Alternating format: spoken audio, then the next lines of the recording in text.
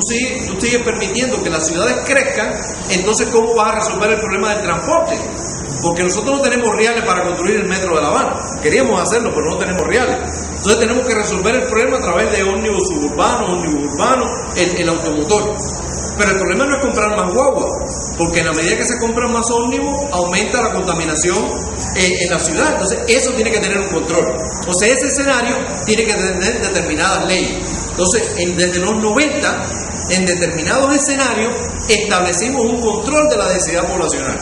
Y usted no puede radicarse en esa zona si no tiene el permiso adecuado. Y eso garantiza de que ese escenario no sigue evolucionando a un escenario crítico de riesgo. Hoy en día, una de las cosas que desde que conozco El Salvador me llama la atención es cómo el área metropolitana de San Salvador crece desmedidamente. Yo tengo varios amigos en el municipio de Mexicano y digo que ya ahorita todos los de Mexicano van a estar viviendo en el volcán, porque cada día sigue subiendo las construcciones y se olvida lo que pasó en Montebello. Y sencillamente el mismo fenómeno va a generar un mayor número de muertos porque cada día la gente va ocupando las áreas de riesgo. Entonces, de eso se trata. Y yo estoy consciente de lo último que me estabas diciendo, que tiene que ver que cómo hacemos la sinergia y la vinculación entre las actuaciones y las decisiones de los ministerios con respecto al nivel local. Sin embargo, ¿qué quieres que te diga? Yo soy de los que considera de que el eslabón más débil de la cadena es precisamente el nivel local. Pero el ser el eslabón más débil de la cadena es precisamente lo que lo convierte en el factor de cambio de la gestión del riesgo en un país. Si nosotros logramos transformar a la municipalidad y el proceso de gestión de riesgo a nivel municipal, nosotros estamos dando un golpe determinante en la gestión de riesgo a nivel de país. Y con respecto al posicionamiento y la colaboración, decirte que nosotros mantenemos un vínculo de disposición con la colaboración a partir del programa de fortalecimiento de capacidades para la gestión del riesgo que opera en los 4 países centroamericanos, y llevamos ya varios años haciendo campañas de capacitación en Guatemala, en Honduras, en Nicaragua y en El Salvador. Y específicamente, y eso voy a poner una lámina más adelante, hemos dado asesoría al Ministerio del Ambiente, al Ministerio de Obras Públicas y de Gobernación de la República de El Salvador, y algunos de ustedes tienen en su mano un kit educativo para la capacitación comunitaria y gestión de riesgo, que fue fruto de la colaboración. O sea, yo soy uno de los autores de ese material que tienen ustedes en sus manos. O sea que no hemos estado como simples observadores desde fuera y hemos brindado nuestro pequeño aporte al proceso de gestión estratégica del riesgo de desastre acá en El Salvador.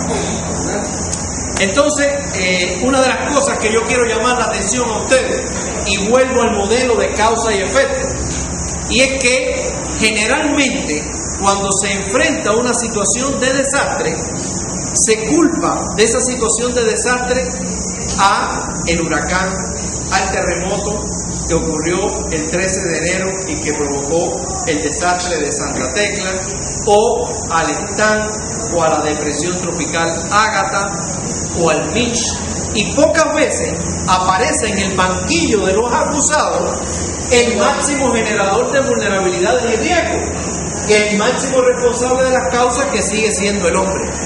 Entonces, una de las cuestiones que tenemos que cambiar es el modo de actuación y de análisis, y no podemos seguirle achacando la culpa de los problemas a la naturaleza, sino a la irresponsabilidad que tenemos nosotros mismos como parte de la sociedad, como parte del sistema de prevención que debe de existir en los niveles municipales, en los niveles regionales y a nivel de país con relación a las situaciones que enfrentamos. Por lo tanto, yo significo ahí en rojo una forma de pensar que tengo, y es que nosotros somos del criterio que las situaciones de desastre, o sea, lo que va a pasar en el invierno este año aquí en El Salvador, comienza a gestarse mucho antes de que empiece a llover. Eso en buen español le estoy diciendo. O sea, las situaciones de desastre existen antes de que ocurra el fenómeno, sencillamente porque recuerden ustedes que les dije ahorita en una lámina de que el desastre es directamente proporcional al riesgo preexistente.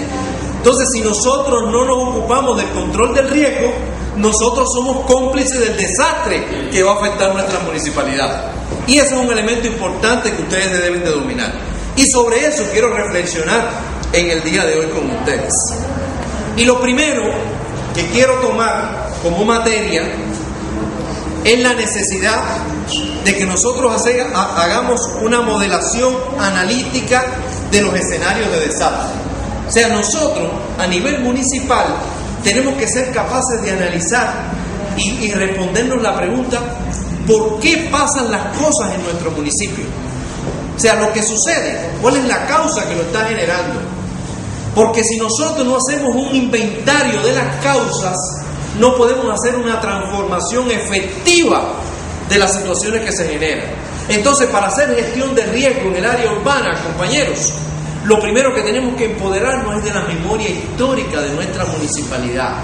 ¿Cuál ha sido el origen de nuestros pueblos? ¿Cómo se han desarrollado? ¿Cuáles han sido los factores que más han cambiado en los últimos años? Porque eso es lo que nos va a acercar a identificar los factores de vulnerabilidad, las cosas que nos están haciendo débiles, las cosas que nos están complicando la vida. Y eso, en términos académicos, que se llama modelación analítica de los escenarios en riesgo.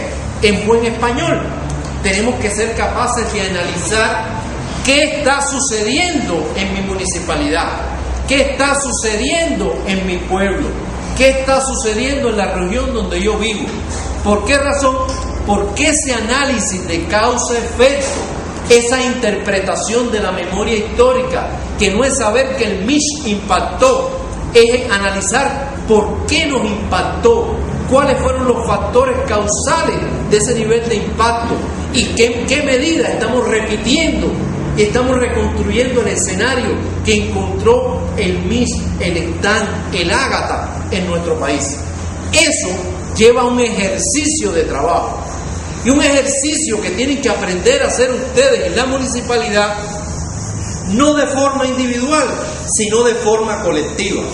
Una de las cuestiones que hay que aprender para realmente ocuparse de la gestión del riesgo es aprender a trabajar en equipo. Es necesario que nosotros armemos equipos donde concurra el conocimiento de diferentes elementos de la sociedad, desde los potenciales damnificados hasta los que tienen la responsabilidad de la toma de decisiones y de los niveles de actuación.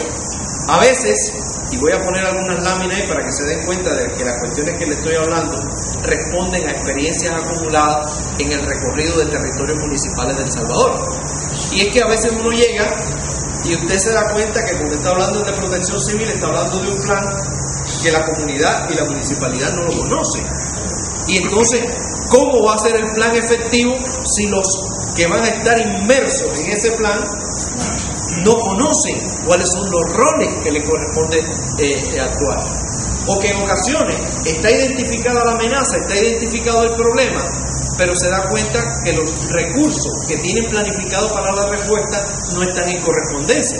Una vez me llevaron a Mexicana, me plantearon la apreciación de la situación que tenían en Mexicana y después me decían que para las 200.000 toneladas de lodo que se calcula por geólogos del mundo que debe precipitarse sobre la municipalidad, tenían unas 5 carretillas y unas 10 palas. Entonces, yo me pregunto, ¿qué tiempo es necesario con esas 5 carretillas y esas 10 palas mover 500 toneladas de lodo? Entonces nos vamos a llevar 20 años para limpiarme. Entonces, tiene que haber una correspondencia entre el plan de respuesta y la magnitud del desastre. Entonces, eso es importante, porque en ocasiones, compañeros, la gestión del riesgo la vemos como un modismo. Y repito, hoy todo el mundo quiere ser desastrólogo. Aparecen muchos reales para proyectos, entonces la gente está trabajando en gestión de riesgo. Pero bueno, ¿qué estás haciendo? ¿Cuáles son los indicadores? ¿Cuáles son las transformaciones que estás logrando a nivel local? Por favor.